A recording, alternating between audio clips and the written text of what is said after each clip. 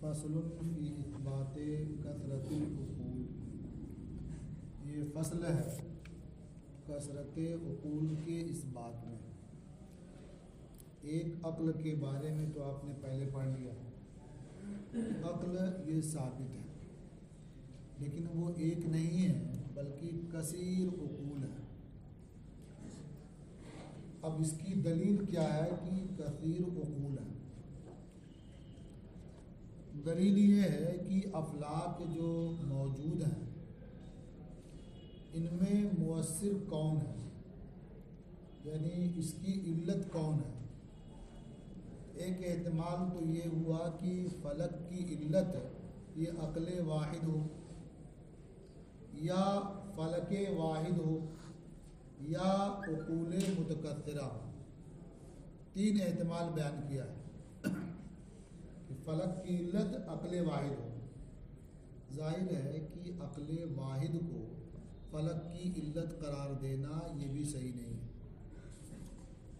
اور فلک کی علت خود فلک ہو، فلک واحد، یہ بھی صحیح نہیں ہے.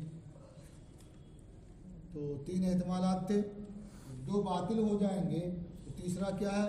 عقول متکثرہ یہ علت ہو، یہ سبب ہو، یہی مؤثر ہے اس میں. تو یہ ثابت ہوگا اور یہ ان کا مقصود بھی ہے. لیکن یہ دونوں باطل کیسے ہیں یہ تو ظاہر کرنا پڑے گا نا. تو کہتے ہیں عقل واحد یہ فلک میں مؤثر ہو، یہی اسے موجود کرے، یہ باطل ہے، یہ نہیں ہو سکتا. دلیل یہ ہے کہ فلک تو 9 ہے نا، افلاک تسعہ کہتے ہیں اسے. آپ لوگ 8 آسمان ہے، کتنے آسمان؟ 7 آسمان. اس آسمان کے اوپر کیا ہے؟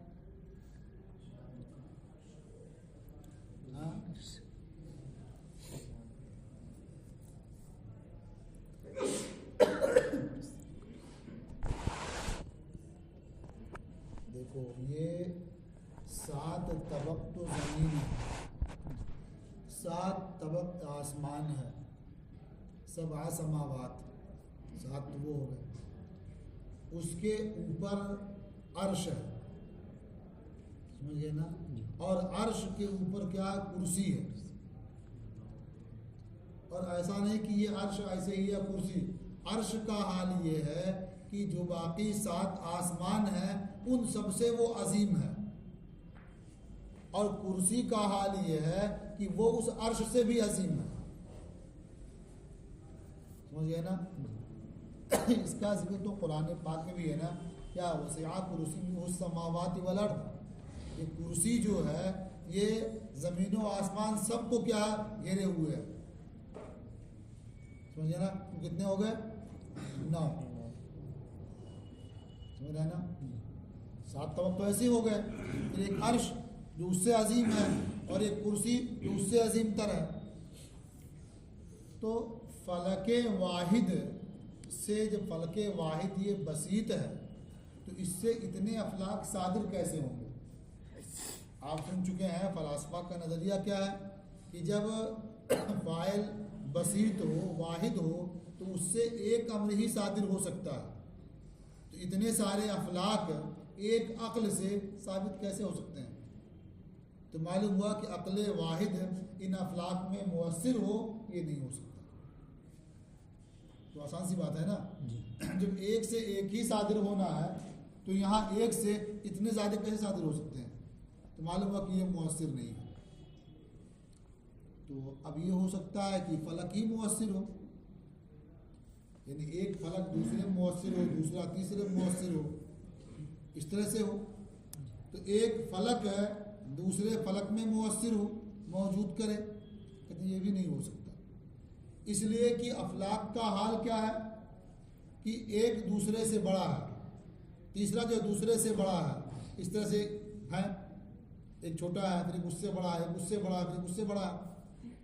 تو جو اوپر ہے وہ سب سے بڑا ہے.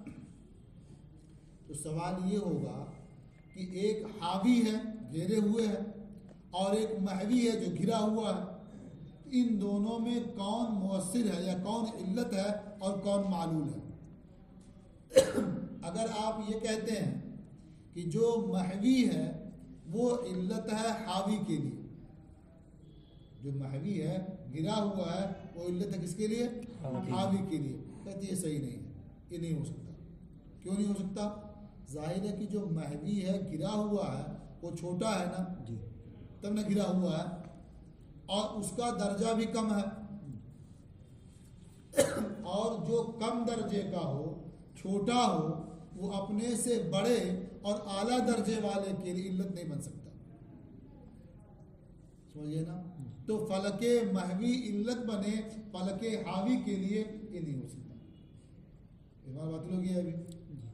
اب کیا ہو سکتا ہے کہ حاوی علت ہو محوی کے لیے، یہ تو ہو جانا چاہیے. کہتے ہیں یہ بھی نہیں ہو سکتا. کیوں نہیں ہو سکتا؟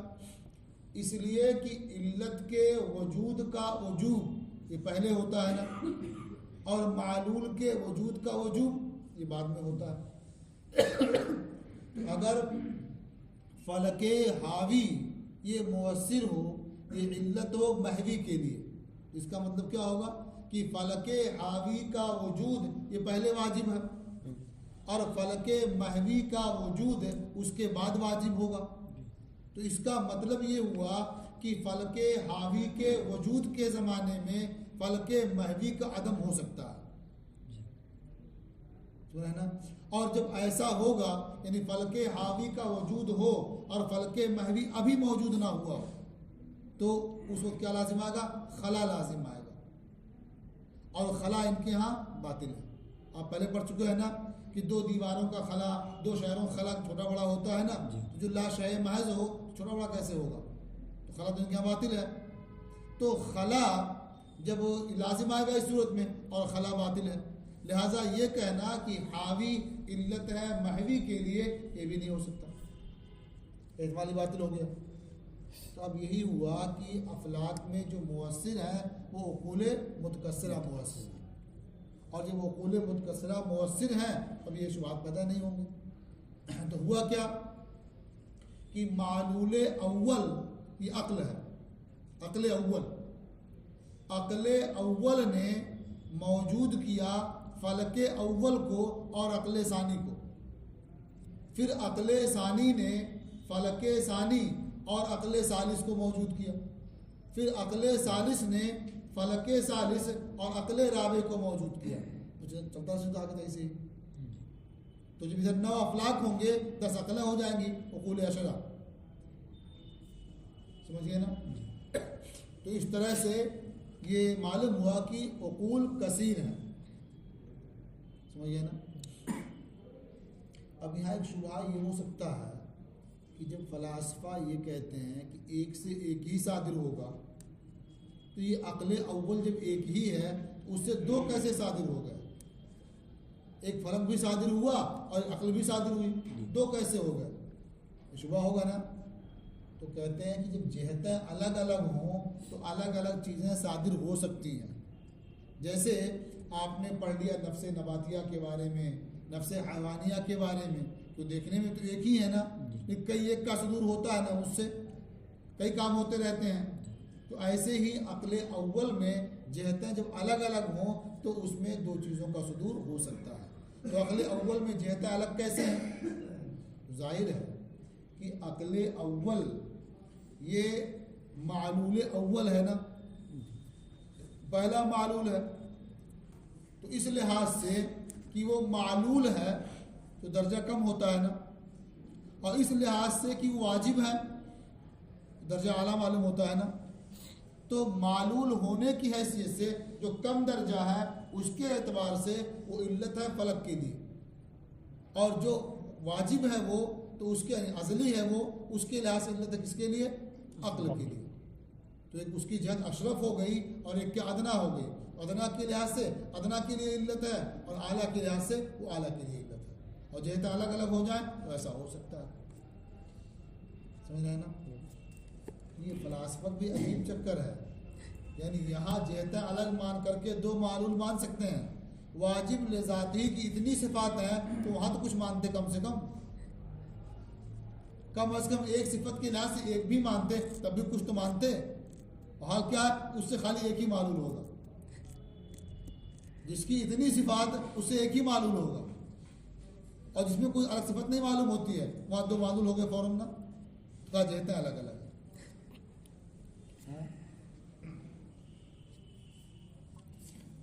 تو یہ فصل ہے کثرت عقول کے اس بات میں، وبرہانہ ان المؤثر فی الافلاک اما ان یکون عقلا واحدا، اور اس کی دلیل یہ ہے کہ افلاک میں مؤثر یا تو عقل واحد ہے یا فلک واحد ہے یا عقول متکثرہ، لا جائزہ ان یکون عقلا واحدا، افلاک میں مؤثر عقل واحد ہو یہ ممکن نہیں ہے، یہ نہیں ہو سکتا۔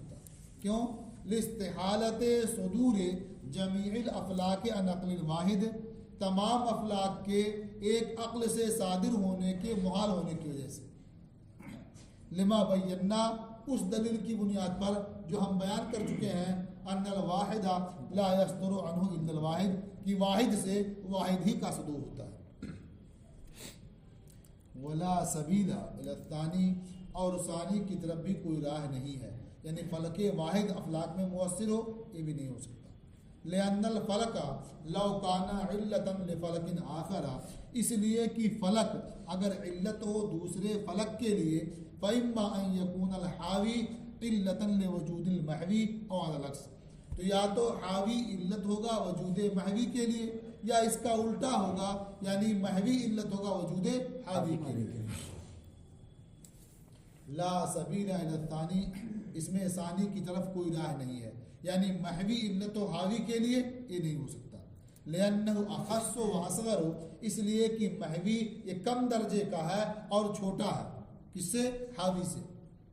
والاخص الاصغر استحال ان یکون سببا للاشرف الاعظم، اور اخص اصغر کے لیے محال ہے کہ وہ سبب ہو جائے اشرف اعظم کے لیے۔ ولا جائزہ ان یکون الحاوی علتا لوجود المحوی، اور یہ بھی ممکن نہیں ہے کہ حاوی علت ہو وجود محوی کے لیے، حاوی علت ہو محوی کے لیے یہ بھی نہیں ہو سکتا۔ لأنہ لو کانا کذالک، کیونکہ اگر ایسا ہوگا، لکانا وجوب وجود المحوی متأخرا عن وجوب وجود الحاوی، تو ضرور وجود محوی کا وجوب یہ وجود حاوی کے وجوب کے بعد ہوگا۔ لأن وجوب وجود المعلول متأخر عن وجوب وجود العلت، اس لیے کہ معلول کے وجود کا وجوب یہ متأخر ہوتا ہے علت کے وجود کے وجوب کے، یہ اس کے وجوب سے متأخر ہوتا ہے۔ وَإِذَا كَانَا كَذَلِكَ، اور جب ایسا ہوگا یعنی حاوی کا وجود پہلے ہوگا اور محوی کا بعد میں ہوگا، فعدم المحوی مع وجود الحاوی لا یکون ممتنعا لذاتہ، تو محوی کا عدم حاوی کے وجود کے ساتھ یہ ممتنع لذاتہ ہی نہیں ہوگا، یعنی محال نہیں ہوگا کہ ایسا نہ ہو سکتا ہے ایسا بھی ہو۔ وَإِلَّا لَكَانَ وُجُودُهُ مَعَهُ، کیونکہ اگر یہ ممتنع ہو تو پھر محوی کا وجود حاوی کے ساتھ ہی ہوگا، اس سے متاخر نہیں ہوگا، حالانکہ ہم نے اسے متاخر فرض کیا ہے، خلاف مفروض لازم آئے گا، یہ باطل ہے۔ وَإِذَا كَانَ عَدَمُ الْمَحْوِي مَعَ وُجُودِ الْحَاوِي مُمْكِنًا، اور جب محوی کا عدم حاوی کے وجود کے ساتھ ممکن ہوگا، کانا وجود الخلاء ممکن لذاتہ، تو خلا کا وجود ممکن لذاتہ ہی ہوگا، خلا کا وجود ممکن لذاتہ ہی ہوگا، اور یہ خلاف مفروض ہے، آپ پہلے پڑھ چکے ہیں، خلا کا وجود ہی نہیں اس سے۔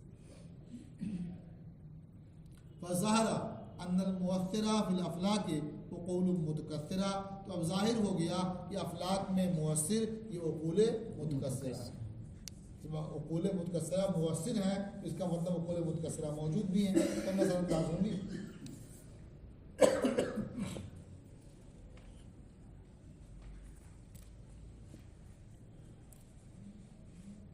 اب یہاں ایک سوال یہ تھا، ایک شبہہ جس کے ازالے کے لیے ہدایت کا ذکر کیا ہے۔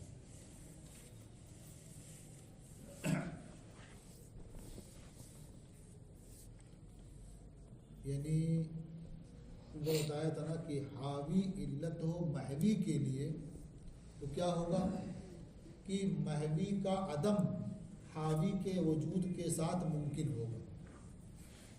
یعنی ایسا ممکن ہوگا کہ حاوی تو پایا جائے اور محوی نہ پایا جائے، اور یہ باطل ہے. یہ نے کہا تھا. ایک شبہہ یہ ہے کہ عقل اول نے موجود کیا عقل ثانی کو اور فلک اول کو، پھر عقل ثانی نے موجود کیا کسے؟ فلک ثانی کو اور عقل ثالث کو.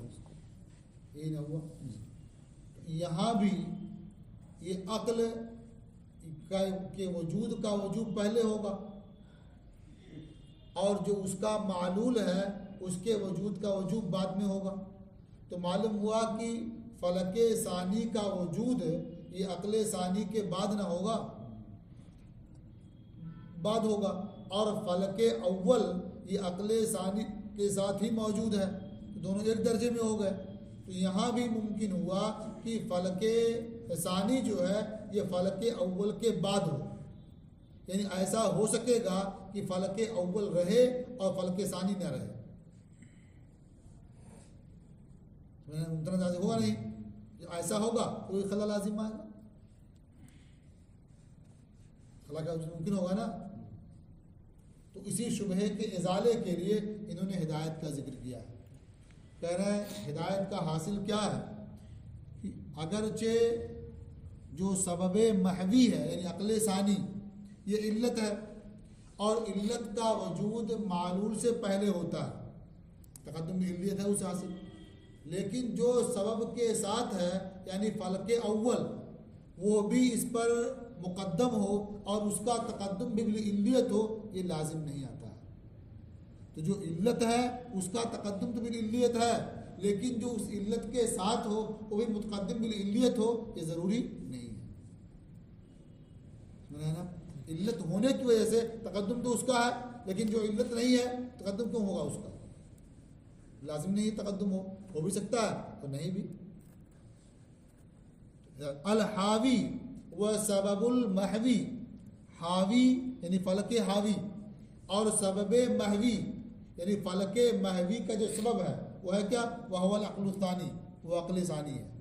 تو حاوی یعنی فلک اول اور سبب محوی یعنی عقل ثانی معن، یہ دونوں ایک ساتھ ہیں. وہ سبب متقدم علی المحوی، یہ معن نہ لکھا ہوا ہے نا، یہ ہے معن، معن ہے، لگتا ہے املا کوئی بولتا رہا ہوں کمپوز کر دیا ہوگا. یہ ہے معن ایک ساتھ. وہ سبب متقدم، اور سبب یہ متقدم ہے محوی پر. سبب کا مطلب کیا؟ عقل ثانی. عقل ثانی یہ متقدم ہے محوی پر یعنی فلک ثانی پر. ولیکن الحاوی لیس بمتقدم، لیکن جو حاوی ہے یعنی فلک اول یہ متقدم نہیں ہے. لأن السبب متقدم بالعلیت وما مع المتقدم بالعلیت لا يجب ان يكون متقدما بالعلیت. اس لیے کہ سبب یہ متقدم بالعلیت ہے اور جو متقدم بالعلیت کے ساتھ ہو واجب نہیں کہ وہ بھی متقدم بالعلیت ہو، اس لیے دونوں کا حکم الگ الگ ہوگا. اب ایک شبہ خلا والا تھا، یا ایسا ممکن ہوگا تو خلا لازم آئے گا. یعنی ایسا ہو سکتا ہے کہ فلک محوی بھی نہ ہو اور فلک حاوی بھی نہ ہو. جب عقل اول کا وجود ہوا تو وہ اثر انداز ہے کس میں؟ فلک حاوی اور فلک محوی میں. فلک حاوی میں ہے اور عقل ثانی میں ہے، عقل ثانی کیا اس میں ہے. تو ایسا ممکن ہے کہ کبھی فلک حاوی اور فلک محوی دونوں نہ رہیں. اگر دونوں نہیں رہیں گے تب بھی خلا لازم آئے گا. تو کہتے ہیں کہ خلا اس صورت میں لازم نہیں آتا ہے. خلا اس صورت میں لازم آئے گا کہ جب فلک حاوی ہو اور فلک محوی نہ رہے تو خلا ہوگا. اور اگر دونوں نہیں ہیں تو یہ ہو ہی نہیں سکتا کہ نہ ہو، اور خلا اس صورت میں لازم نہیں آئے گا. اس لیے کہ کیوں ممکن نہیں کہ نہ ہو؟ جب کسی بھی شے کی علت تامہ موجود ہوتی ہے تو اس کے ہونے کے ساتھ معلول بھی موجود ہوتا ہے، معلول متاخر نہیں ہو سکتا. تو ظاہر ہے کہ عقل اول علت تامہ ہے کس کے لیے؟ عقل ثانی کے لیے بھی اور خلق حاوی کے لیے بھی. تو جب عقل اول کا وجود ہوگا تو ان دونوں کا وجود بھی لازماً ہوگا. اور عقل ثانی علت ہے کس کے لیے؟ فلک ثانی کے لیے اور عقل ثالث کے لیے، اور وہ بھی علت تامہ ہے، تو اس کے وجود کے ساتھ ہی اس کا بھی وجود ہو جائے گا. یہاں ایسا نہیں ہوگا کہ دونوں موجود ہی نہ ہوں یا ایک اور ایک نہ رہے. یہ کب خلا ہوگا؟ جب حاوی کا وجود ہو اور محوی کا نہ رہے، تب خلا ہو سکتا ہے. اس کو بیان کیا اس میں الحاوی والمحوی کل واحد منہما ممکن لذاتہ. حاوی اور محوی دونوں میں سے ہر ایک ممکن لذات ہی ہے. ولیکن ذالک لا یقتضی الخلا، لیکن دونوں کا ممکن لذات ہی ہونا خلا کا مقتضی نہیں ہے. کیوں؟ لأن الخلا لا یلزم من ذالک، اس لیے کہ خلا اس سے لازم نہیں آتا ہے، ان دونوں کے ممکن ہونے سے خلا لازم نہیں آتا ہے. وَإِنَّمَا يَلْزَمُ مِنْ اجتماع وجود الحاوی وعدم المحوی، خلا اس وقت لازم آتا ہے جب وجود حاوی اور عدم محوی کا اجتماع ہو، یعنی حاوی رہے اور محوی نہ رہے تو خلا لازم آتا ہے. وَذَلِكَ غیر ممکن ہے، اور یہ ممکن